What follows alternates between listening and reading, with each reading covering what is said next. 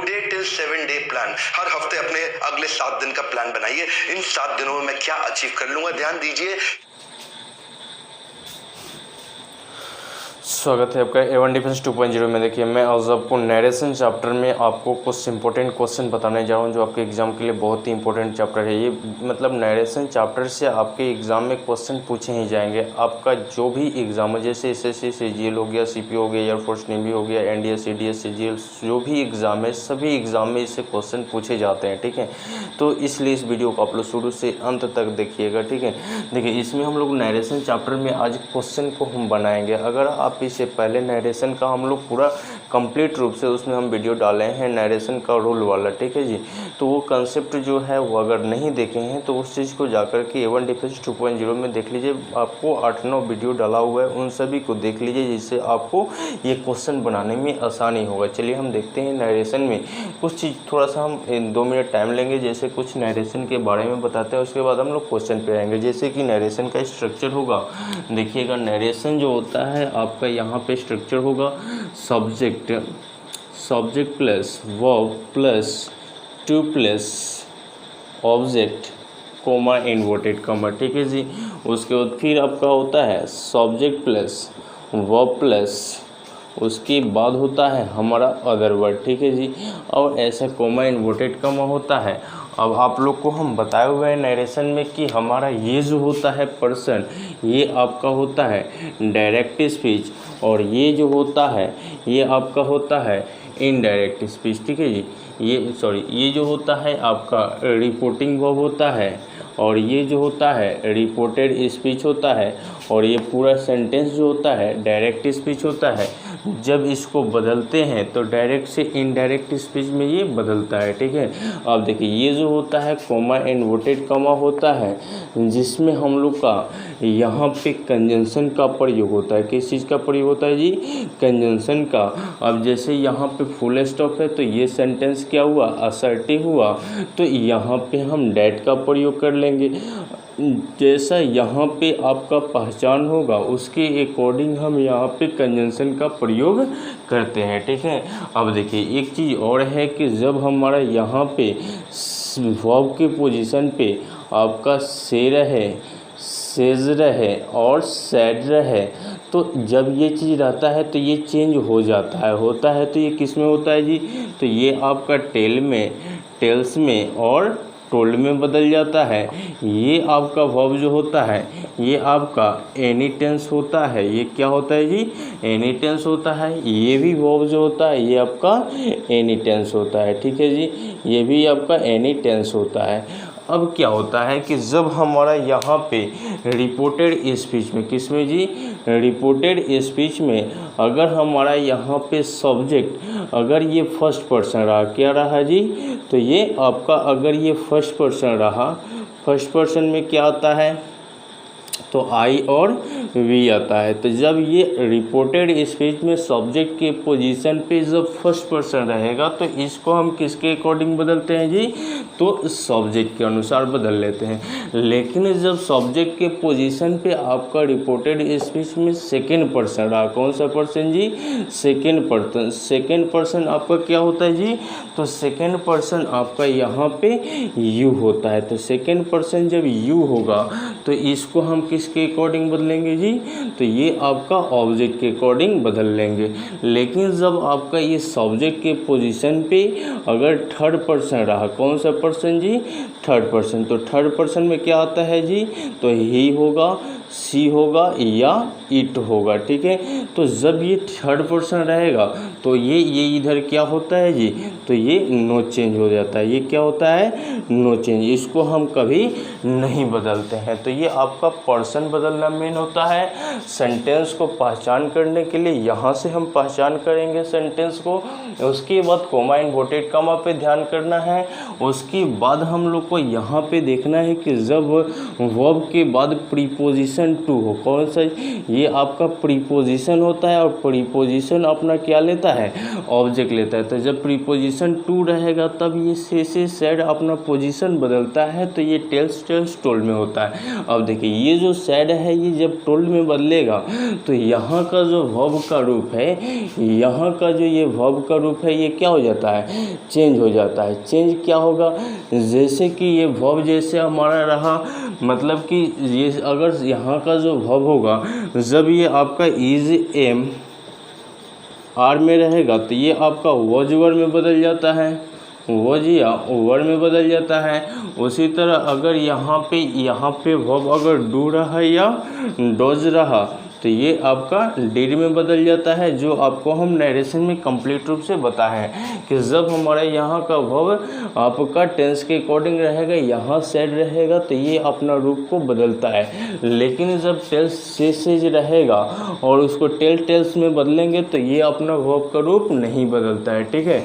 और जब हमारा सेंटेंस यूनिवर्सल ट्रूथ रहे और यहाँ भी सेड रहे उसको टोल्ड में बदलेंगे तो ये अपना वर्ब नहीं बदलता है यूनिवर्सल ट्रूथ में सिर्फ, ठीक है जी, और बाकी सभी पोजीशन पे बदल लेता है। तो इन्हीं सब पे हम आज नरेशन में कुछ क्वेश्चन हम बताएंगे जो आपके एग्ज़ाम के लिए इम्पोर्टेंट रहेंगे, और इस वीडियो को शुरू से अंत तक देखिएगा और पूरा कंप्लीट रूप से समझ में आए तो ज़रूर इस चैनल को सब्सक्राइब कीजिएगा। चलिए हम देखते हैं यहाँ पे क्वेश्चन जो है, क्वेश्चन नंबर 1 जो है आपको बोर्ड पे दिया हुआ है, उसको बनाने की कोशिश कीजिए। देखिए क्वेश्चन नंबर 1 हम देखते हैं। फर्स्ट क्वेश्चन देखिए, इस चीज़ को ऐसा ही हम कंसेप्ट बताए हुए हैं, आपको नरेशन का कंप्लीट रूप से वीडियो जो है A1 डिफरेंस 2.0 पे हम डाल चुके हैं, ठीक है। अगर आप नहीं देखे हैं तो उस वीडियो को ज़रूर जाकर देख लीजिए, जिससे आपको नरेशन जो है कहीं से नहीं छूटे, क्योंकि आपके एग्ज़ाम के लिए बहुत इंपॉर्टेंट चैप्टर नरेशन है। चलिए हम देखते हैं यहाँ पे, जैसे फर्स्ट क्वेश्चन आपको दिया हुआ है, देखिए बोर्ड पे आप ध्यान दीजिएगा। फर्स्ट क्वेश्चन आप देखिएगा, नरेशन का फर्स्ट क्वेश्चन देखिएगा। देखिए यहाँ पे दिया हुआ है फर्स्ट क्वेश्चन में, I said to Nandini please help me with my homework, ठीक है जी। तो देखिए इसमें क्या है, सेंटेंस में जब हमारा सेंटेंस इम्परेटिव का है तो जैसे अभी हम बताएं कि subject plus verb plus two plus उसके बाद ऑब्जेक्ट के बाद यहाँ पे कोमा इन्वर्टेड कॉमा होता है, कोमा इन्वर्टेड कॉमा, उसके बाद यहाँ पे प्लीज़ या काइंडली दे दे, और उसके बाद क्या दे दे, तो उसके बाद क्या दे दे, तो वर्ब प्लस अदर वर्ड दे दे, क्योंकि इम्परेटिव में कभी सब्जेक्ट नहीं होता है और इम्परेटिव का पहचान करने के लिए सेंटेंस में अंत में फुल स्टॉप होता है, ठीक है जी। तो जब प्लीज़ काइंडली देता है तो इस प्लीज़ काइंडली को हम क्या करते हैं, हटा लेते हैं, और यहाँ पे कोमा इन्वर्टेड कॉमा के लिए हम क्या करते हैं, टू का प्रयोग कर लेते हैं, और प्लीज़ काइंडली को जब हटाएंगे तो इसके बदले में यहाँ जो आपका सैड होता है इसको किस में बदल लेंगे जी, रिक्वेस्टेड में बदल लेंगे। इसको किस में बदलेंगे जी, रिक्वेस्टेड में बदल लेंगे, और ये प्रीपोजिशन टू को भी हम हटाएंगे, तब इसको हम बनाएंगे। चलिए इस क्वेश्चन को बनाने की कोशिश करते हैं। तो इसका जो क्वेश्चन का आंसर हो जाएगा, इसमें देखिए आपका ऑप्शन भी हमारा दिया हुआ है, आप लोग को पहला में दिया हुआ कि I requested Nandini to help me यहाँ पे, उसके बाद इन माई होमवर्क, ये गलत होगा। बी नंबर जो है I requested Nandini to help me with my homework, ठीक है जी। तो देखिए यहाँ पे हम लोग का क्वेश्चन में प्लीज़ हेल्प मी के बाद कौन सा प्रीपोजिशन दिया है, विद दिया है। तो ऑप्शन नंबर बी में जो है हेल्प के बाद क्या दिया है, विद, ठीक है। और प्लीज़ काइंडली को हम किस में बोले हैं, बदलने के लिए जब इसको डायरेक्ट से इनडायरेक्ट में बदलेंगे तो वो रिक्वेस्टेड में हो जाएगा, और प्लीज़ काइंडली को क्या करेंगे, हटा देंगे। तो आपका ऑप्शन नंबर जो बी है एक का क्या होगा, बी अपने आप में सही होगा। समझ में आ रहा है। चलिए अब हम देखेंगे क्वेश्चन नंबर 2 को। देखिए लिखा हुआ है कि क्वेश्चन नंबर 2 पे आप ध्यान दीजिए, क्वेश्चन नंबर 2 को लिखा हुआ है यहाँ पे, देखिएगा क्वेश्चन नंबर 2। तो क्वेश्चन नंबर 2 जो है हम लोग का इसी रूल पे आधारित है। लिखा हुआ है कि I want her that I could no longer say to later her coming late. ठीक है जी, तो इसको जब हम बनाएंगे तो इसका जो ऑप्शन नंबर 1 होगा, देखिए इसको हम लोग को ऑलरेडी पहले से इनडायरेक्ट स्पीच में बदला हुआ है, इसको हमको किस में बदलना है जी, डायरेक्ट स्पीच में बदलना है। ठीक है, तो इसमें हम लोग क्या करेंगे कि डेट को हटाएंगे और वहाँ पे कोमा इन्वर्टेड कोमा का प्रयोग करेंगे, से सेड में पोजीशन में बदल लेंगे, तब इसको हम बनाएंगे। तो चलिए इसका जो हम आंसर देखते हैं, ये जो होगा नहीं, क्योंकि I said to her he can not longer दिया हुआ है। अगला बी जो है ये भी नहीं होगा, यहाँ पे यू दे दिया है। सी होगा आपका, सी में दिया हुआ कि I said to her I can no longer to letters your coming late हो जाएगा। ठीक है, तो यह 2 का जो है ऑप्शन नंबर क्या होगा, 2 का जो ऑप्शन नंबर सी अपने आप में सही होगा। आगे हम देखते हैं 3 नंबर क्वेश्चन को, बोर्ड पे दिया हुआ है। 3 नंबर क्वेश्चन को आप ध्यान से पढ़िए और बनाने की कोशिश कीजिए। ठीक है, देखिए 3 नंबर क्वेश्चन में लिखा हुआ है आपका कि Khanna said to his wife please select one of those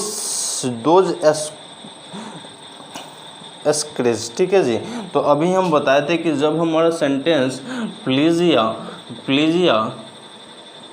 kindly से रहे और जब उसको हम डायरेक्ट से इनडायरेक्ट में बदलते हैं तो से सेड के जगह पर क्या करते हैं जी, रिक्वेस्टेड का प्रयोग करते हैं और इन सब को हम क्या करते हैं, हटा देते हैं जो इस स्ट्रक्चर पे आधारित है। ठीक है, तो उसको जब हम बनाएंगे तो इसका जो आंसर हो जाएगा आपका ये तो होगा नहीं, खन्ना प्लीज्ड कर दिया है जो अपने आप में गलती है। Khanna requested his wife to selected one of those स्क्रेज हो जाएगा। ठीक है जी, स्क्रेज। अगला जो है हम लोग का 4 नंबर क्वेश्चन, आप लोग बोर्ड पे ध्यान दीजिएगा। 4 नंबर क्वेश्चन जो इंट्रोगेटिव सेंटेंस से है, तो इंट्रोगेटिव सेंटेंस का आप लोग को हम पहचान बता चुके हैं कैसे वो बनता है। जैसे थोड़ा सा हम बताना चाहेंगे इंट्रोगेटिव सेंटेंस के, जैसे हम लोग का सब्जेक्ट होता है, तब हमारा वर्ब होता है, तब हमारा यहाँ पे टू होता है, तब क्या होता है जी, ऑब्जेक्ट होता है, फिर कोमा इन्वर्टेड कॉमा, फिर आपका यहाँ पे एक्सोडी वर्ब होता है, फिर आपका सब्जेक्ट होता है, तब वर्ब होता है, तब क्या होता है अदरवाइज, और लास्ट में क्वेश्चन मार्क रहता है। इस कोमा इन्वर्टेड कॉमा के लिए यहाँ पे भी कोमा इन्वर्टेड कॉमा होता है, यहाँ पे हम इसमें कंजंक्शन जो प्रयोग करते हैं इफ या वेदर का प्रयोग कर लेते हैं। किसका प्रयोग करेंगे जी, इफ या वेदर का। उसके बाद अभी हम जो पर्सन वगैरह इसमें हम बता चुके हैं। अब यहाँ जो सैड होता है, इस सैड को किस में बदलते हैं जी, तो इसको हम आस्क में बदल लेते हैं।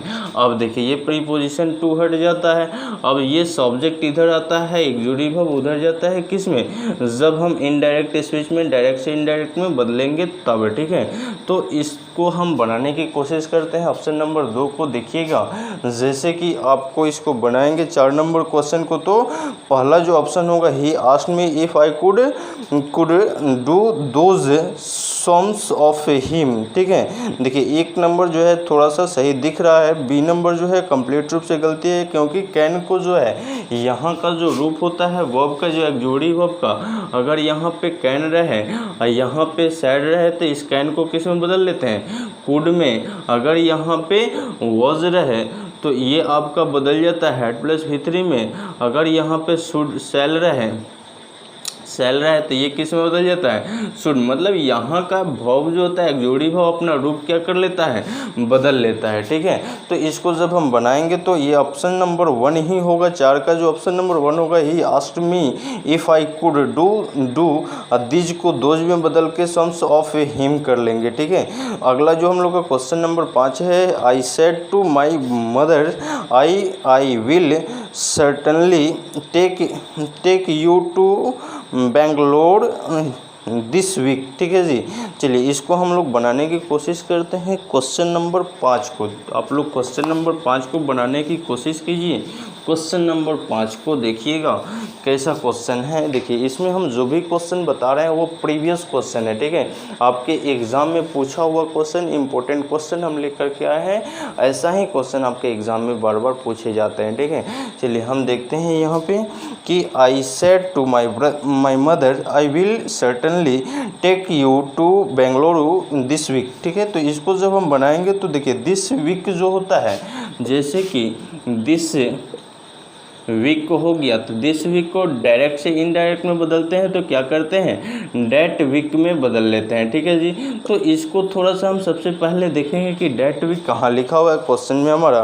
तो ऑप्शन नंबर 1 में भी लिखा हुआ है, 2 में भी लिखा है और आपका सी में भी लिखा है, लेकिन डी में भी लिखा है। लेकिन इस क्वेश्चन में क्या किया है कि यहाँ पे हमारा जो शैल विल जो होता है, तो जैसे इसमें विल दिया है तो इसको किस में बदल रहे हैं, हम वुड में बदलेंगे। किस में बदलेंगे जी, वुड में। जो क्वेश्चन नंबर आपका जो है, आपका ऑप्शन नंबर डी में कंप्लीट रूप से इसको सही बनाया हुआ है। I told my mothers that I would certainly take her to Bengaluru that week, ठीक है जी।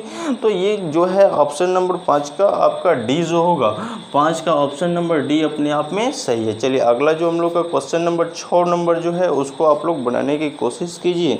लिखा हुआ है कि रवि सेड टू द जज, ठीक है, रवि सेड टू द जज, उसके बाद I did not commit this crime, ठीक है जी। तो इसको जब हम बनाएंगे तो ये आपका सेंटेंस असर्टिव पे है, इसको बनाने की कोशिश किया जाए तो देखिए इसमें जो है आपका ऑप्शन नंबर जो है रवि सेड टू जज that he had not committed to crime, ये तो होगा नहीं, बी भी आपका नहीं होगा। सी जो है रवि सेड टू द जज that he had not committed that crime, यहाँ पे जो सी में सैड टू जो है ना, ऐसे आई सैड टू, इसको हम लोग को टोल्ड में बदल लेना चाहिए। ये आपको नहीं बदला हुआ है, यहाँ पे टोल्ड में बदलेगा, ठीक है। तो ऑप्शन नंबर जो है 6 का जो ऑप्शन नंबर क्या होगा, सी अपने आप में सही होगा। अगला जो हम लोग का 7 नंबर क्वेश्चन, आप लोग बोर्ड पे देखिएगा 7 नंबर क्वेश्चन दिया हुआ है। देखिए 7 नंबर क्वेश्चन में थोड़ा सा इम्पोर्टेंट चीज़ है क्या, उसको थोड़ा सा हम लोग को देखना है, ठीक है। 7 नंबर क्वेश्चन पे आपके एग्जाम में क्वेश्चन पूछे जाएंगे और इस पे कन्फ्यूज़न होता है। 7 नंबर क्वेश्चन को आप लोग बोर्ड पे देखिए, ठीक है। देखिए यहाँ पे लिखा हुआ है 7 नंबर क्वेश्चन कि लिखा हुआ है कि he said comma inverted comma I will do it now and now or never, इसको हम थोड़ा सा बोर्ड पे लिख देते हैं। He said comma inverted comma, उसके बाद आई विल, उसके बाद दिया है I will do it now and never, ठीक है जी। तो जब इसको हम बनाएंगे तो यहाँ पे जब भी आपको नाउ एंड नेवर देता है ना, तो जब भी दो वो चीज़ किससे जुड़ा रहेगा, एंड से। तो ये जो है नाउ को कभी आप देन में मत बदलिएगा और नेवर जो है इसको अपना रूप कभी मत बदलिएगा। जैसे कि दिस को डैट में, दिस को दोज में, ये सारा चीज़ बदला जाता है, लेकिन दिस एंड दोज लिख दे, दिस एंड दिज लिख दे तो उसको दोज एंड डैट में नहीं बदलना है। अब जब भी दो वो चीज़ एंड से लिखा हुआ मिलेगा तो उसको कभी मत बदलिएगा, लो उसको सेम में रखा जाता है। जैसे इसको हम क्वेश्चन बनाएंगे तो बनेगा क्या, देखिए इसका जो हम लोग का क्वेश्चन नंबर जो हो जाएगा, ये आपका एक तो होगा नहीं, he said that he would नहीं होगा। अगला जो है हो जाएगा, अगला जो है B number, he said that he will तो होगा नहीं, he said that he will होगा नहीं, he said that he would now or never do it. यानी ऑप्शन नंबर जो है आपका 7 का जो है ऑप्शन नंबर क्या होगा, डी होगा। इसमें नाउ एंड नेवर को कभी नहीं बदलना है, ठीक है। कब, जब ये एंड से जुड़ेगा तब, यानी कोई भी दो गो वर्ड जब एंड से जुड़ेगा लास्ट में टाइमिंग वाला तो उसको कभी नहीं बदलना है। जैसे हो गया एगो, जैसे आपका हो गया एगो एंड नाउ, तो एगो एंड नाउ, तो एगो को आपको और नाउ को नहीं बदलना होगा। कब, जब ये आपका एंड से जुड़ा रहेगा तब। लेकिन जब ओनली एगो रहेगा तो एगो को हम किस में बदल लेंगे, देन में, ठीक है। तो इस तरह मतलब इसको बदल लिया जाता है, ठीक है। तो नाउ को जो है देन में बदला जाता है, एगो को बिफोर में। तो ये जो होता है बिफोर होता है और नाउ को क्या होता है जी, देन में। तो ये एंड से जब जुटेगा तो ये अपना नहीं बदलेगा, लेकिन सिर्फ ये रहेगा तो ये इसमें बदलेगा, सिर्फ ये रहेगा तो ये इसमें बदलेगा, लेकिन जब एंड से जुटेगा तो नहीं बदलना। ये इस पे एग्जाम में आपके क्वेश्चन पूछा जाता है, ठीक है। चलिए आगे हम देखते हैं क्वेश्चन नंबर 8 को। देखिए अगला क्वेश्चन नंबर 8 को देखिए आप लोग बनाने की कोशिश कीजिए। क्वेश्चन नंबर 8 देखिए, यहाँ पे क्वेश्चन नंबर 8 में दिया हुआ है, बोर्ड पे आप ध्यान दीजिएगा। क्वेश्चन नंबर 8 में लिखा हुआ है कि how long does the journey take my co-passenger asked me, ठीक है। तो इसको जब हम बनाएंगे तो इसका जो ऑप्शन नंबर ये जो होगा अपने आप में गलत होगा। अगला जो ऑप्शन नंबर है ये जो आपका बी जो है, my cooperators asked me how longest does he जोड़नी टेक्निक गलती है। सी भी आपका गलत है। डी जो है अपने आप में सही है, ठीक है। My co-passengers asked me how long the journey did take, ठीक है। यानी ऑप्शन नंबर 8 का जो है 8 का अब डी जो है अपने आप